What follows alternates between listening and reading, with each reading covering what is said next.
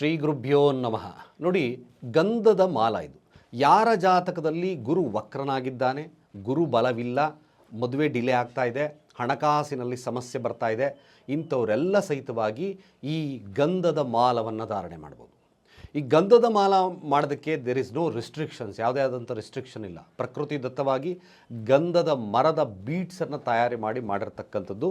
ಅದಕ್ಕೆ ನಾವು ಶುದ್ಧೀಕರಣ, ಅದಕ್ಕೆ ಗುರುವಿನ ಮೂಲಕ ಅಭಿಷೇಕ, ಇವೆಲ್ಲ ವಿಚಾರಗಳನ್ನು ಮಾಡಿ ಅದಕ್ಕೆ ಶಕ್ತಿಯನ್ನು ತುಂಬಿ ಕಳಿಸ್ತಕ್ಕಂಥ ವ್ಯವಸ್ಥೆಯನ್ನು ನಾವು ಮಾಡಿದ್ದೇವೆ.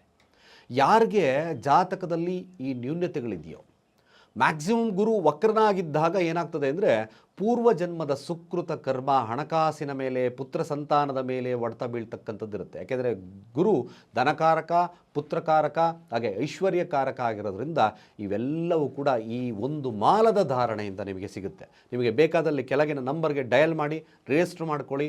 ಮ್ಯಾಕ್ಸಿಮಮ್ ನಾವು ತಲುಪಿಸ್ತಕ್ಕಂಥ ಕೆಲಸ ಮಾಡ್ತೀವಿ ಅಂತ ಹೇಳ್ತಾ, ಸರ್ವೇ ಜನ ಸುಖಿನೋ ಭವಂತು.